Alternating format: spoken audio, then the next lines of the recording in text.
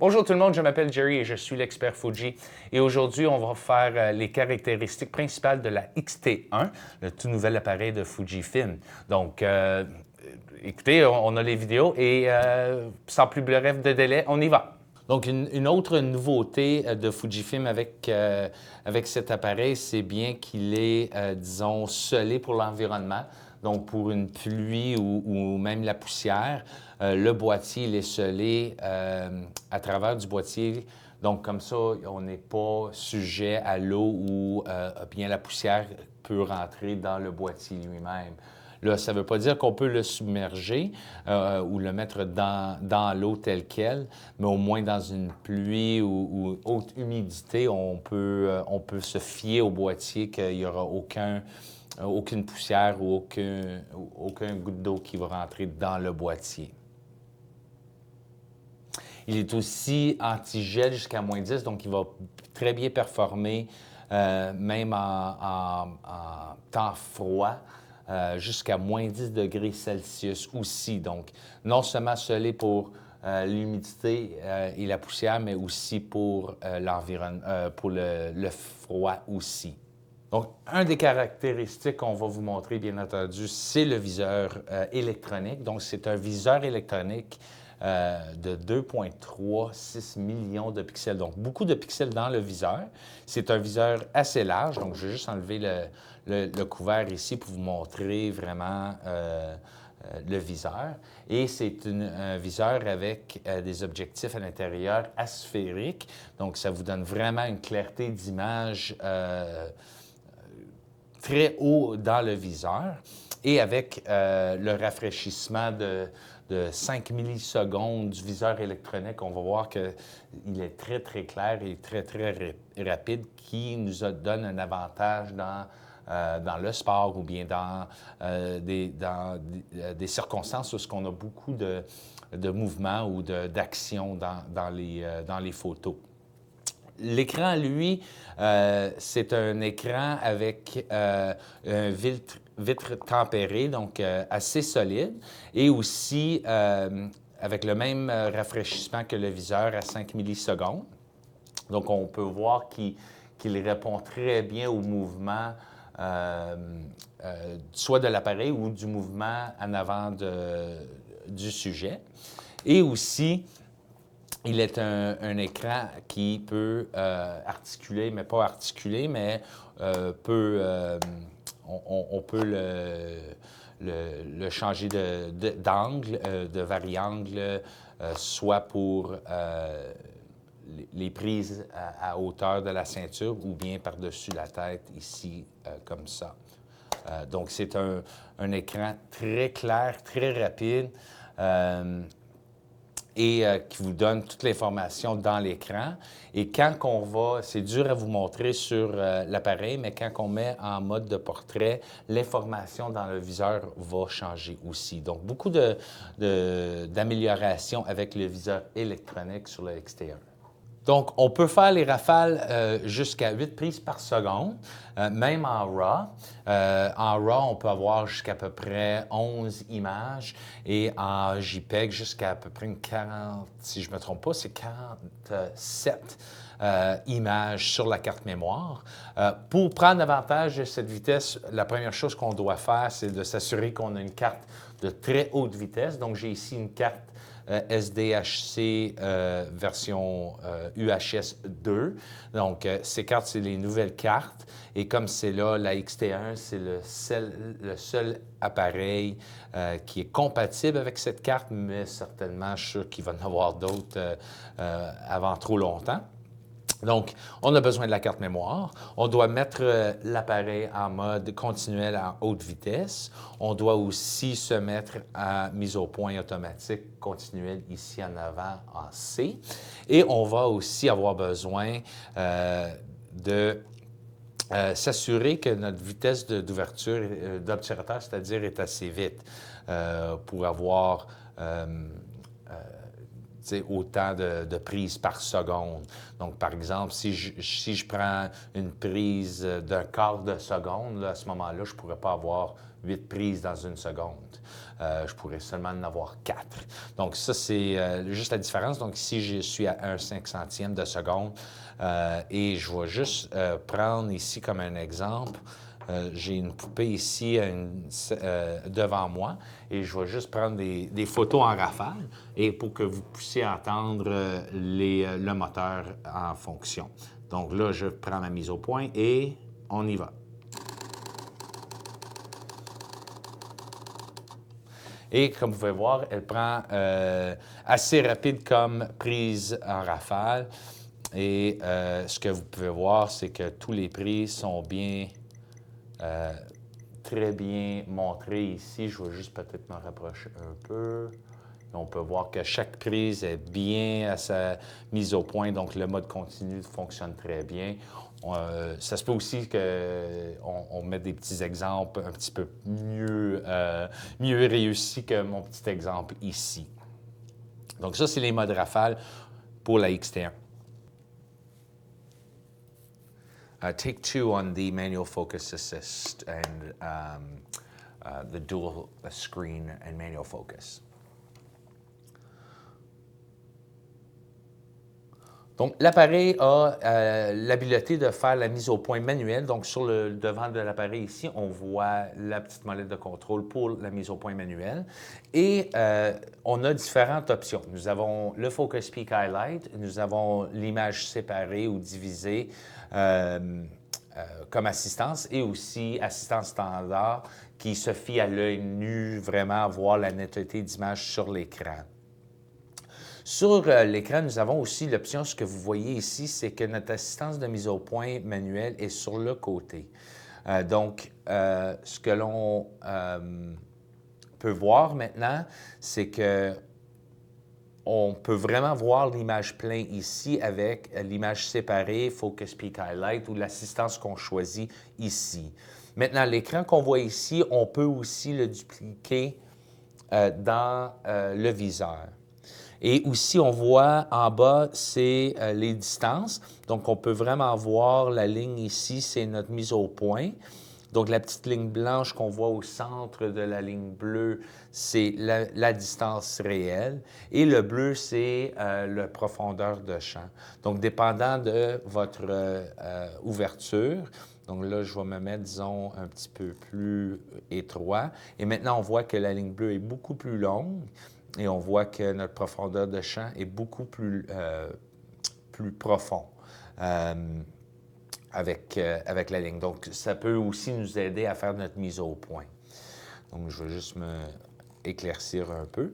Maintenant, pour changer les modes d'assistance de mise au point, on peut aller dans les menus.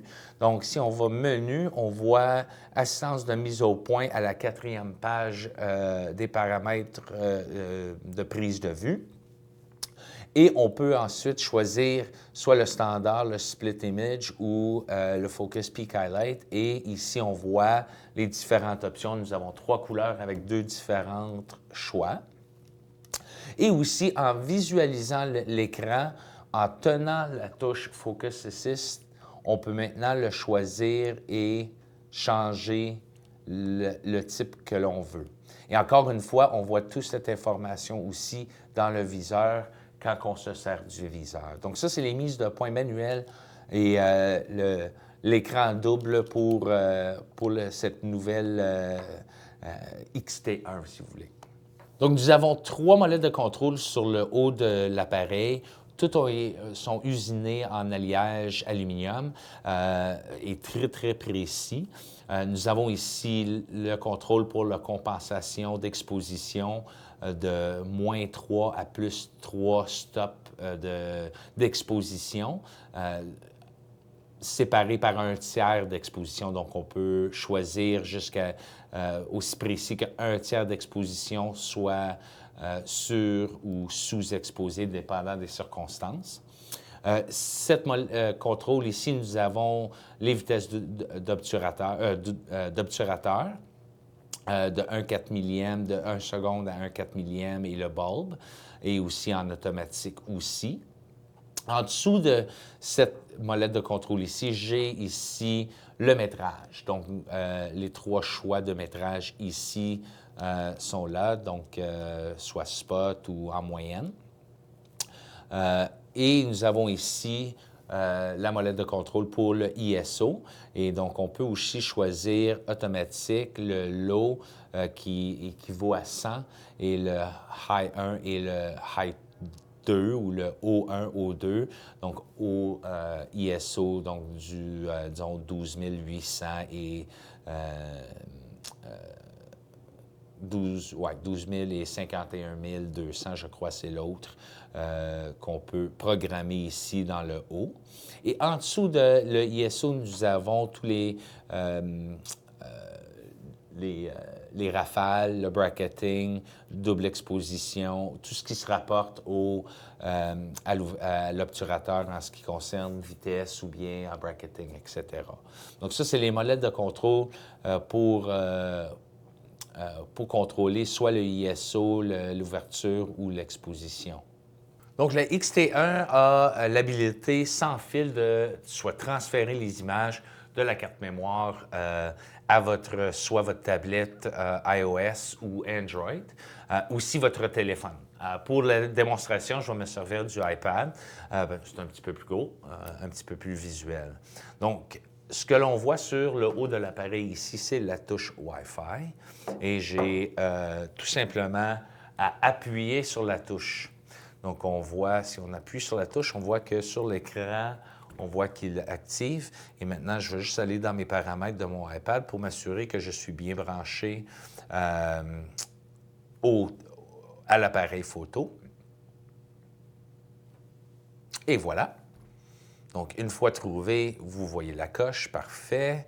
Et maintenant, on a tout simplement à ouvrir l'application Camera Remote de Fujifilm et on embarque sur le réseau. Et on voit tout de suite qu'il s'embarque. Donc, c'est très rapide, ça s'attache très rapidement.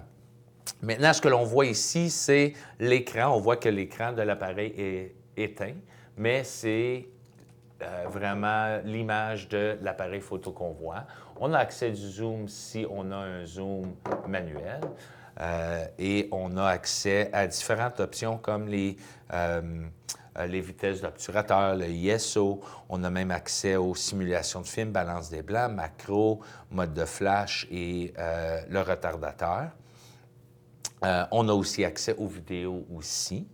Je peux toucher pour voir où est-ce que je veux faire ma mise au point. Donc, pour les paysages ou les portraits en studio, etc., ça nous donne vraiment une flexibilité de contrôle de l'appareil. Lorsqu'on veut prendre une photo, on voit ici qu'en haut à gauche ou en haut à droite, on voit la qualité de photo, combien de photos qui me restent sur la carte mémoire, le type de film et la prise de vue, flash, etc. La mise au point, par contre, c'est-à-dire. Et ici, on a le mode manuel parce que je suis en mode où est-ce que j'ai choisi mon ouverture et j'ai choisi la vitesse d'obturateur. Je peux choisir, en pesant sur ici, je peux choisir mon ouverture et aussi ma vitesse. Et donc, j'ai juste tout simplement à choisir l'exposition désirée et de prendre la photo. Maintenant, la photo est prise et je veux voir ce que j'ai sur la carte mémoire. J'appuie sur le visionnement de photos et maintenant, je vois tout ce que j'ai sur ma carte mémoire. Si je veux m'éloigner un peu pour voir plus de photos à la fois, j'ai juste appuyé sur la touche en bas à droite et ça me donne une vision plus longue. Et là, maintenant, on peut voir toutes les photos que j'ai prises durant mon vidéo. Et ici, j'ai tout simplement appuyé, disons, à choisir un des photos. Si je veux l'agrandir, je peux le choisir. Et maintenant, je peux aussi l'agrandir pour m'assurer que la netteté d'image. Et si je veux l'importer, j'appuie sur « Importer ». Et maintenant, on voit qu'il va aller sur la tablette. Maintenant, si vous voulez aussi choisir multiples images, vous avez tout simplement coché multiples images, importer, et on voit la liste d'images qui vont importer sur la tablette. Donc, ça vous donne contrôle complet ainsi que l'habileté de faire le transfert d'images. Donc maintenant, je vais vous montrer comment régler l'intervallomètre. Donc ceci vous permet de prendre, disons, une série de photos à chaque 2 minutes pendant, disons, 2-3 heures ou plusieurs heures. Et ceci vous permet de vraiment faire des images, disons, de progression d'une fleur qui ouvre, etc. Donc, on règle l'appareil selon le besoin, donc selon l'exposition que l'on veut, soit le ISO, l'ouverture, etc.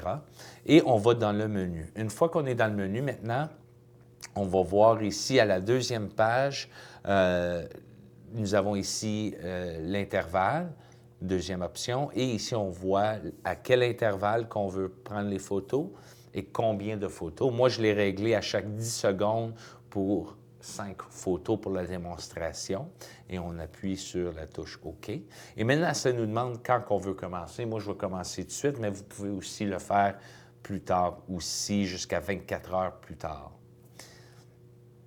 Donc, on appuie sur le OK et il y a un petit... ça vous donne, tu sais, à chaque 10 secondes et une deuxième photo. Donc, l'appareil prend sa mise au point à chaque fois. Si on est en mode de mise au point manuel, à ce moment-là, l'appareil ne va pas reprendre sa mise au point à chaque fois. Il va tout simplement exposer selon le réglage. Donc, ça peut aussi économiser les piles. Là, ce que vous voyez, parce que la différence entre chaque image, c'est seulement 10 secondes, l'appareil est toujours allumé. Mais si je le prolonge, disons, à 30 secondes, à chaque 30 secondes ou à chaque minute, là, l'appareil va s'endormir et va ensuite se réveiller pour prendre la prise et ensuite se rendormir pour maximiser les piles. Donc, avec la poignée et l'appareil en mode manuel, on peut vraiment maximiser la durée de vie des piles et comme ça, on peut avoir 700, même plus images à la fois avec l'intervallomètre. Aussi, vous pouvez vous procurer l'adapteur AC pour le boîtier, pour l'alimenter avec un adapteur aussi. Donc ça, c'est l'intervallomètre pour la XT1. Donc pour ce qui est pour les modes vidéo, pour commencer une vidéo, on a tout simplement appuyé sur la petite touche orange ici et on voit tout de suite que l'appareil s'en va en mode vidéo. On peut voir ici l'exposition ainsi que le petit indicateur ici et le temps durant la vidéo et notre résolution. Et on appuie sur la même touche pour le terminer. Dans les menus, on peut voir ici les différents modes pour le vidéo. Sur la quatrième page, on a le setup pour le vidéo et on a nos différents modes, donc 1080p à 60 prises par seconde, 30 prises par seconde ou 720p par 60 prises par seconde ou bien 30 prises par seconde. Donc, on a un peu de choix sur la résolution. On peut ajuster le niveau du microphone. Donc, il y a 2 microphones. On peut voir pendant que je parle ici les niveaux qui montrent et on peut aussi le changer, le réduire ou bien l'augmenter. Donc, un peu de jeu sur le côté du niveau des microphones pour le microphone intégré. Et il y a aussi, sur le côté du boîtier, ici, nous avons une prise du micro. Donc, c'est pour un micro accessoire ici. Et ça peut aussi se servir comme télécommande. Donc, on doit le choisir et indiquer quelle option cette prise va se servir, que ce soit pour une télécommande ordinaire ou bien pour le micro. Donc, on doit choisir que c'est pour une télécommande au micro. Et on peut aussi avoir accès à notre mise au point manuelle durant ce temps. donc, on peut avoir option pour mise au point manuelle durant la vidéo. Et on a aussi accès au filtre avancé. Donc, ici, sur la molette, on peut aller en mode avancé et ensuite appuyer sur le mode vidéo et on va voir que dans les modes vidéo, on a accès au filtre avancé aussi. Donc, sur la molette de contrôle, en dessous des ISO, nous avons ici les modes de rafale, etc., ainsi que les modes avancés. Donc, ce qu'on voit ici, c'est le mode avancé jouet. Donc, on peut choisir les différents modes en appuyant sur la touche menu et on voit ici les modes de bracketing et les modes avancés. Et donc, on peut aller voir ici dans les modes avancés, nous sommes sur jouet. Nous avons accès à miniature, couleur pop ou couleur vive, high key et low key, donc très clair ou surexposé et sous-exposé, ton dynamique, mise au point ou mise au point doux. Donc c'est comme ça fait comme plus comme la production ou bien si on voulait faire comme un effet un peu enchanté. Couleur partielle rouge, couleur partielle orange, jaune, vert, bleu et mauve. Donc ça, c'est les modes avancés qu'on a le choix qu'on peut choisir. Et on a aussi le mode panoramique, mais lui est sur la molette de contrôle lui-même ici. Donc on a tout simplement à mettre la molette en mode panoramique et on voit, on peut choisir l'angle et la direction aussi. Donc si on veut choisir qu'on est en mode portrait pour faire le panorama, on peut le choisir la direction, ainsi que de choisir l'angle. Donc, on peut aller soit en panorama normal ou bien en très large format, donc presque 360 degrés. Donc, encore ici, sur la molette de contrôle, nous avons les modes de bracketing aussi. Donc, on va se mettre en mode de bracketing et on voit le petit symbole en haut ici. Je n'ai pas allé assez loin. Et voilà, en mode bracketing. Et quand on pèse la touche menu, on voit les modes avancés et de bracketing. Donc, on peut choisir soit bracketing d'exposition, de ISO, simulation de film, plage dynamique et aussi balance des blancs. Donc, pour avoir le plus d'effets, je vais vous montrer les simulations de film. Donc, on peut choisir les différentes simulations de films ici. On voit les différents paramètres pour soit l'exposition ISO ou balance des blancs. Et pour le film, la simulation de film, on voit ici qu'on peut choisir Provia, Astia et Velvia comme film. Mais ce que je vais faire, moi, c'est que je vais changer la dernière ici pour que ça nous montre monochrome. Et je vais changer lui pour qu'il aille en, disons, sépia. Comme ça va faire un effet plus dramatique pour ma démonstration. Et donc, on a couleur, sépia et noir et blanc en bracketing. Donc, quand je prends une photo, dans ce cas ici, je prends simplement une photo et ça va faire le traitement d'image 3 fois. Donc, c'est une photo traitée 3 fois. Donc, on voit ici couleur, sépia et noir et blanc ou monochrome. Si je me mène maintenant en bracketing, disons, d'exposition, donc je vais choisir ici en exposition et je vais changer pour que ce soit un petit peu plus dramatique à un stop d'exposition au complet. Maintenant, je suis en bracketing d'exposition. Maintenant, vraiment, ça va prendre 3 photos séparées et donc, on va l'entendre 3 fois. Et 1, 2, 3. Et on voit maintenant ici les 3 photos que nous avons prises. Donc, ça, c'est avec le métrage donné par l'appareil, surexposé par un stop et sous-exposé par un stop. Donc, ça nous donne un peu de flexibilité avec nos images. Donc, ça, c'est les bracketing, les modes de bracketing qu'on peut choisir avec la XT1. Donc, la XT1, lui, elle prend les images en RAW à 14 bits. Donc, on a un petit peu plus d'informations dans les tons hauts et les tons bas. Donc, un petit peu plus de détails et de gradualité des tons et des couleurs entre les différentes luminosités ou de tonalité, c'est-à-dire. Et nous pouvons aussi faire le traitement d'image, soit certainement à l'ordinateur, mais aussi dans l'appareil. Donc, des fois, on prend une photo, disons, on veut prendre une image en RAW. Donc, on va aller dans la touche de qualité et on va choisir une touche, disons, RAW et JPEG. Donc, ça nous donne deux, ça nous donne le RAW ainsi que le JPEG. Donc, la première chose que je vais faire, c'est que je vais changer mon type de couleur. Donc, je vais changer mon type de film. Donc, je vais aller encore dans la touche de qualité. Et ici, j'ai mes types de films et je vais aller en noir et blanc. Donc, je suis maintenant en monochrome et donc on peut voir que je suis en noir et blanc. Et maintenant, je prends une photo. Maintenant, quand je vais en visionnement de photo, on va voir ici qu'il a été pris en RAW. Ici, un petit symbole de RAW.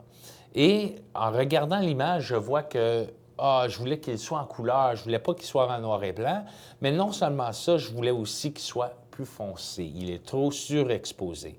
Donc, en mode de visionnement de photo, je pèse la touche de menu et on voit ici conversion RAW.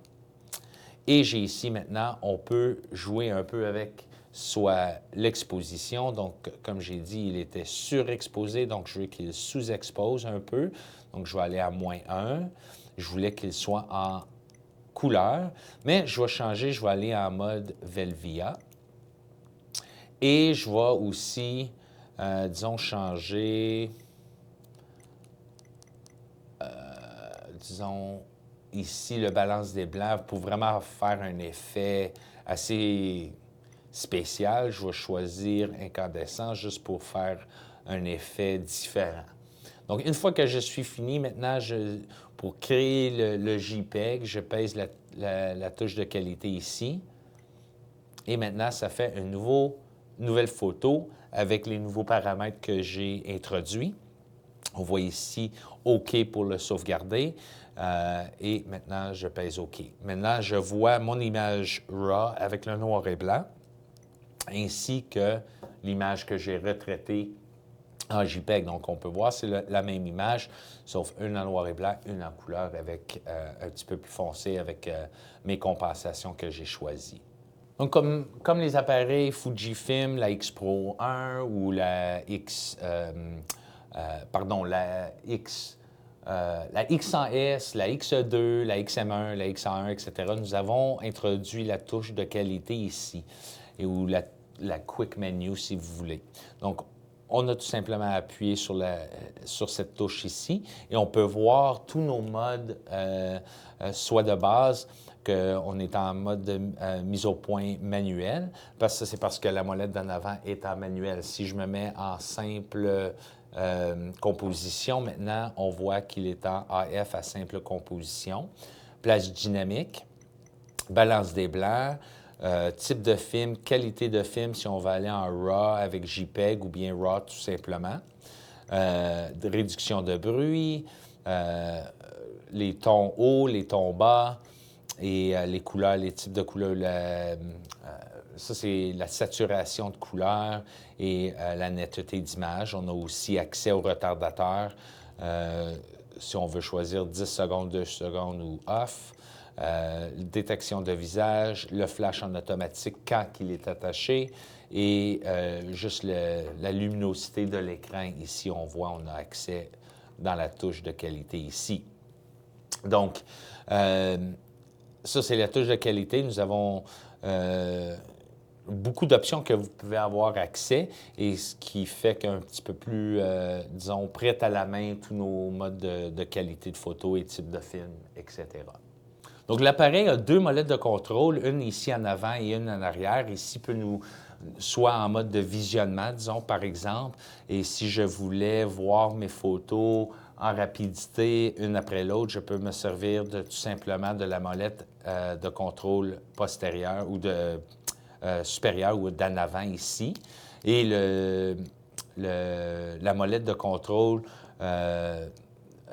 du dos ici nous permet de soit visionner en plus large ou bien faire comme un petit zoom sur l'image pour confirmer notre mise au point. Et pour aller d'une photo à l'autre, on peut tout simplement maintenant se servir de la molette en avant pour aller de photo à photo, gardant toujours la même magnification pour confirmer sa mise au point. Donc, ça, c'est les deux molettes. Nous avons aussi 6 boutons personnalisables. Donc, nous avons la touche d'en avant ici.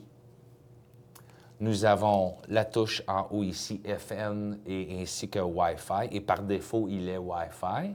Et les 4 touches du dos ici sont aussi personnalisables. Donc, il y a plusieurs façons de personnaliser chaque touche. Si on voulait tout simplement personnaliser une des touches, on a tout simplement à le tenir, le toucher et le tenir. Et on devrait avoir... Oh, je suis en mauvais mode. Je le pèse et je le tiens. Et maintenant, j'ai mes options pour personnaliser la touche elle-même. Donc, j'ai le choix entre les modes de bracketing, macro, profondeur de champ, ISO, le retardateur, grandeur d'image, qualité d'image, plage dynamique, simulation de film, balance des blancs et mode AF, ainsi que le choix du point AF et aussi les sélections personnalisant pour les prises aussi, détection du visage et la touche RAW aussi. Et ouverture, des priorités d'ouverture, communication sans fil. Donc, on a beaucoup de différents choix qu'on peut choisir. Si on veut même choisir un des ceux de côté, on fait une des touches ici. Mais aussi, si on tient la touche Display Back et on le tient, maintenant, on a accès à tous les 6 touches et on peut les programmer en tout simplement le choisir et choisir quel mode qu'on désire dans cette position des touches. Donc, c'est vraiment un appareil très personnalisable. Donc, ça, c'est les touches et les molettes de contrôle d'en avant et les touches personnalisables aussi. Donc, ici, nous avons le sabot du flash. On peut certainement se servir des flashs accessoires comme la EF42, la EF20 ou la EFX20. Mais ce que vous allez remarquer avec l'appareil lui-même, c'est qu'il n'y a aucun flash intégré. Donc, ce que nous avons fait, c'est que nous avons produit un flash secondaire qui est inclus avec l'appareil. C'est un petit flash à l'équivalent d'un guide de 8. Donc, à peu près l'équivalent d'un flash intégré dans les boîtiers comme la XE2, par exemple. Et la façon que ça fonctionne, c'est que tout simplement, on glisse le flash sur le sabot du flash et vous allez remarquer que ce flash ici n'a pas de porte de pile ou de pile parce qu'il est vraiment alimenté par le boîtier. Donc, ce flash ici n'est pas compatible avec la X2 ou la X Pro 1 ou la XM ou la XA1 ou la X100, etc. C'est vraiment dédié strictement pour la XT1. Et la raison, c'est parce qu'il n'y a pas de pile dans le flash. Donc, il y a un pôle supplémentaire sur le boîtier qui nous permet d'alimenter le petit flash qui est inclus. Donc, ça, c'est le petit flash qui est inclus. Vous pouvez aussi certainement, si vous êtes en studio, vous pouvez certainement vous servir aussi d'un éclairage à travers du port synchro ici, ou bien les flashs en fil avec disons, les différents modules pour le sabot du flash sans fil. Donc, tout peut être servi, mais ça, c'est le flash qui est inclus avec l'appareil, donc la petite EFX8. Comme les autres boîtiers de série X de la X Pro 1 à couramment, la pile que l'on se sert, c'est la NP-W126, donc c'est une pile lithium-ion rechargeable.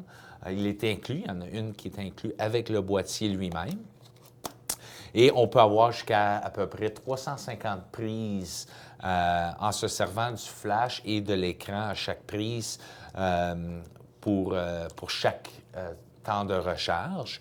Si on a besoin d'un petit peu plus d'alimentation, on a aussi un accessoire ici, la poignée verticale. Ceci aussi peut prendre une deuxième pile qui est vendue séparée.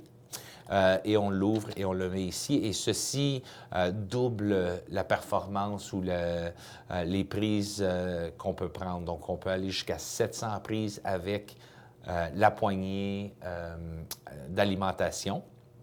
Ce que l'on a sur la poignée d'alimentation aussi, c'est les mêmes molettes de contrôle que nous avons sur le boîtier d'en avant et d'en arrière. Nous avons aussi la touche d'assistance de mise au point, le lock d'auto-exposition et de mise au point automatique qu'on peut barrer aussi ou se servir comme, disons, pré-focus. Ou ce qu'on peut faire, c'est qu'on peut prendre, en pesant ce bouton-là, ça va vraiment faire une mise au point sans le métrage. Donc, on peut vraiment contrôler la mise au point à part de l'exposition. Sur la poignée aussi, on a les contacts pour alimenter le boîtier. Et ces poteaux ici s'assurent qu'ils ne bougent pas sur le boîtier lui-même. La porte ici pour la porte de pile. Et on peut aussi barrer le déclencheur parce que quand on l'a en main, je vais juste l'attacher ici, vous montrer. Quand on l'a en main et on est en mode, disons, en mode pour paysage, quand on s'y met la main, on voit qu'on peut peser le déclencheur par accident ici. Donc, on veut s'assurer qu'on barre le déclencheur pour ne pas prendre des photos qu'on ne veut pas prendre ou sans gaspiller les prises qu'on veut prendre. Donc, ça, c'est la poignée d'alimentation. Comme je vous ai dit, ça vous donne accès à double la performance de la pile. Donc, on parle de 700 prises avec la poignée d'alimentation, avec une pile dans le boîtier ainsi que dans la poignée elle-même. La poignée elle-même ne prend qu'une pile seulement. Donc, pour avoir 2 piles, il faut avoir une dans le boîtier en tout temps et ensuite, on peut alimenter la poignée séparément. Et voilà, voilà les vidéos. Donc, si vous avez des questions, on vous encourage certainement de les poster dans les commentaires et de vous abonner à notre post pour plus d'amples d'informations sur les appareils Fujifilm. Merci et à la prochaine.